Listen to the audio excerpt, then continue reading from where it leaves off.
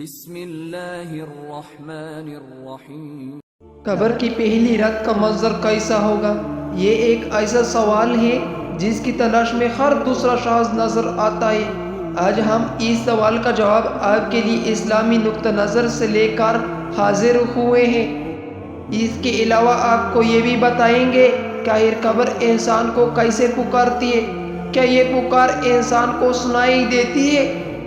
قبر کی پکار حضرت ابو سعید خدری رضی اللہ تعالیٰ عنہ سے روایت تھی کہ سرور کائنات صلی اللہ علیہ وسلم نے فرمایا، لوگوں لذت کو ختم کرنے والی موت کی کثرت سے یاد کیا کرو۔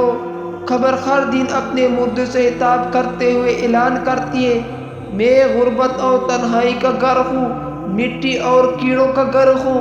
جب مومن کو دفن کیا جاتا ہے تو قبر اسے مرحبا کہتے ہوئے خوشخبری سناتی ہے کہ میری پشت پر چلنے والوں میں تو بڑا محبوب تھا، آج میں تیری ہو گئی اور تو میرے طرف آ گیا تو اب میرے احسان کو دیکھ لے گا۔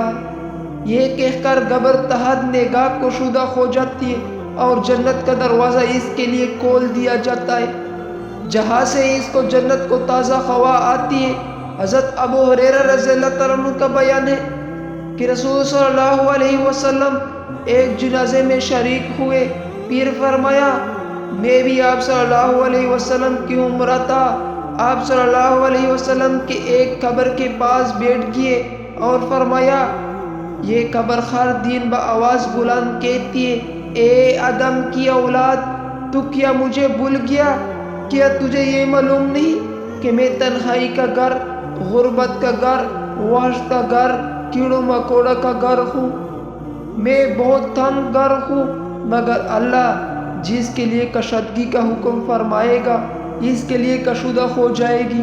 اس کے بعد آپ صلی اللہ علیہ وسلم نے فرمایا، اے قبر، تو جنت کی چمن ہے یا پھر آگ کا ایک تنور؟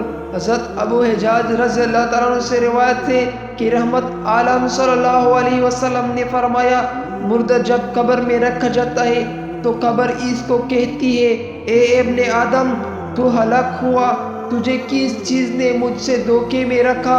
کیا تجھے معلوم نہ تھا کہ میں فتنے تاریکی اور کیڑوں مکوڑوں کا گھر ہوں؟ تجھے کس چیز نے مجھے سے بہکا کر نڈر کر دیا اور تم میری پشت پر خوب اکڑ کر چلتا تھا؟ اگر وہ مردہ نیک ہوتا ہے تو اس کی طرف سے قبر کو جواب دینے والے جواب دیتے ہیں، اے قبر، تو دیکھ تو صحیح اس کے عمل کیسے ہیں، یہ اچھائی اختیار کرتا تھا اور برائی سے باز رہتا تھا۔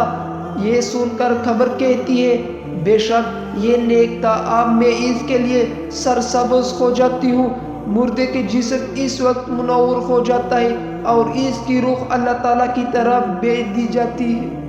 حضرت عبداللہ بن عبیدہ رضی اللہ تعالیٰ عنہ سے روایت ہے کہ رسول صلی اللہ علیہ وسلم نے فرمایا، مردہ قبر میں بیٹھتا ہے اور ان لوگوں کو پیروں کی آواز بھی سنتا ہے جو اس کے جنازے کے ساتھ قبر تک گئے ہو۔ مردے سے اس کی قبر کہتی ہے، اے ابن آدم، تیری خلقت ہو تو میری تنگی، بدبو اور کیڑے مکوڑوں کا خوف نہیں کیا، اس لیے تو نے ان چیزوں سے بچنے کے لیے تیاری نہ کی، بدعمل۔